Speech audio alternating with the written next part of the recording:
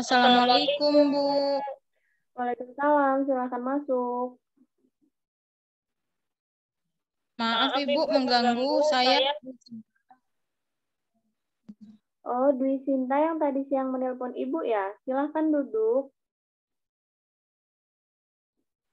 Iya, Ibu, terima kasih. Dwi Sinta, siswa yang sedang mengikuti pertukaran pelajar, kan? Iya, saya berada di kelas 12 bahasa 1. Bagaimana rasanya di Indonesia? Apakah menyenangkan? Sangat menyenangkan. Awalnya saya sedikit sulit untuk menyesuaikan, apalagi dengan cuaca di sini. Di negara asal saya sekarang ini sedang musim dingin, sedangkan di Indonesia cuacanya panas sekali.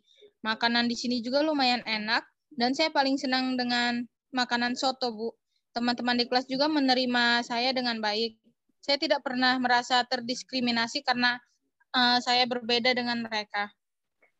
Apakah kamu sudah pernah berkunjung ke tempat-tempat wisata di Semarang? Hanya beberapa tempat saja yang baru saya kunjungi, Bu. Seperti Lawang Sewu, Gedong Songo, Pantai Marina. Di Gedong Songo saya sangat takjub betapa indah pemandangan di sana, Bu. Iya, sangat indah dan sejuk, kan?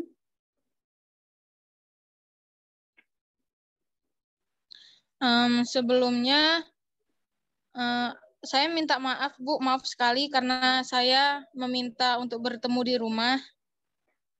Tidak apa-apa. Ibu senang. Dwi Sinta mau berkunjung ke tempat Ibu.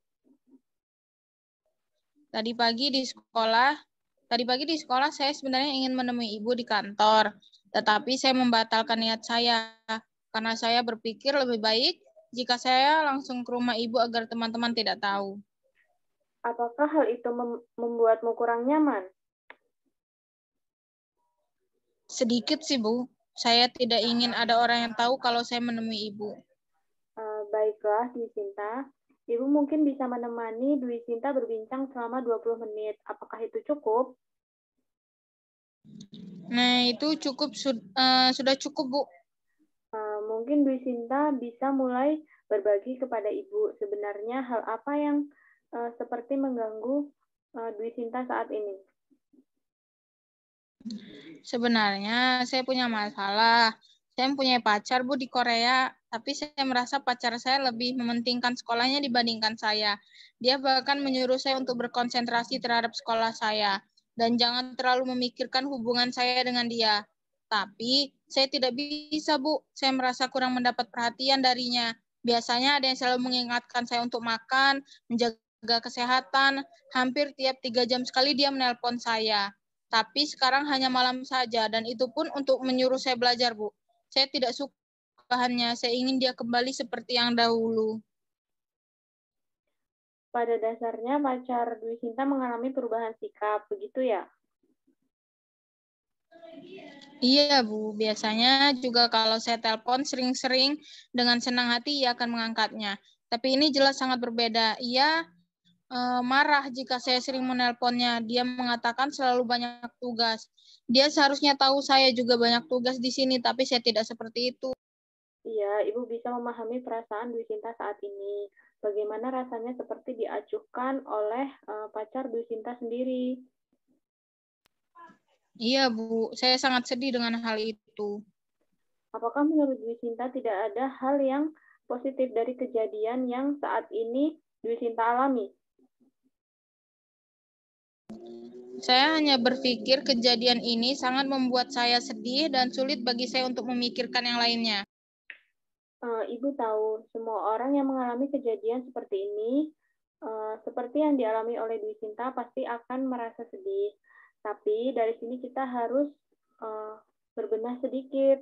Semua kejadian pasti ada sisi positif dan negatifnya. Saya tahu, Bu, tapi apa yang bisa saya lakukan selain bersedih karena sikap pacar saya itu? Bahkan saya rasanya tidak ingin berbuat apapun kecuali mengurung diri di kamar dan menangis terus-menerus. Dwi Sinta sadar dengan apa yang dilakukan adalah mengurung diri di kamar dan menangis. Iya, Bu, saya sadar, Bu, apa yang saya lakukan. Tapi, apalagi yang dilakukan?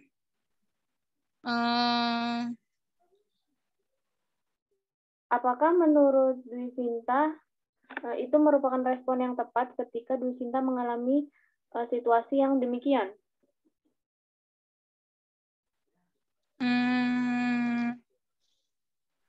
Perilaku yang seperti itu agaknya justru akan membuat Dwi Sinta semakin merasa terpuruk dan berakibat buruk pada aktivitas terutama pada pendidikan Dwi Sinta saat ini.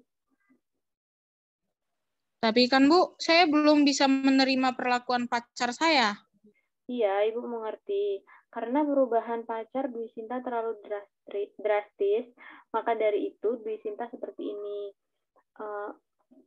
Apakah Dwi Sinta mau begini terus-menerus dan membiarkan kesedihan Dwi Sinta sampai mengganggu pendidikan Dwi Sinta? Apakah Dwi Sinta tidak menyadari bahwa Dwi Sinta merupakan siswa dari pertukaran pelajar yang menjadi pusat perhatian teman-teman?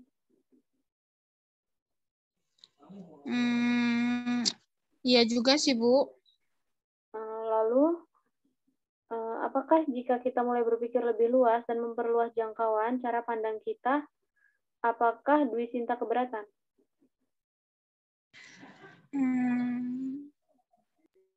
Bagaimana Dwi Sinta?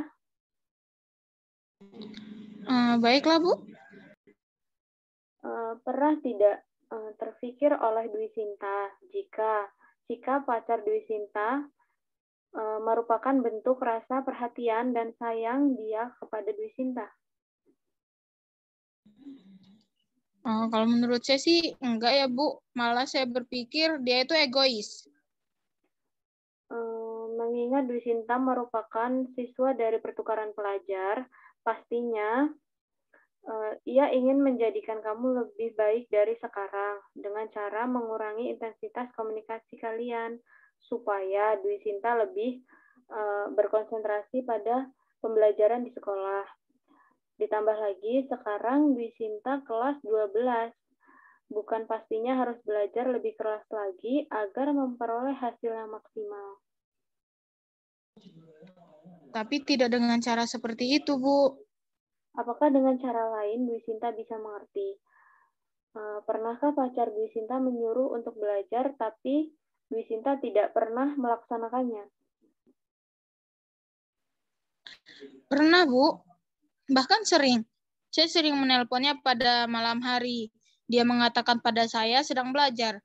Dan dia juga menyuruh saya untuk belajar. Tetapi saya menolaknya karena saya kangen sama dia, Bu.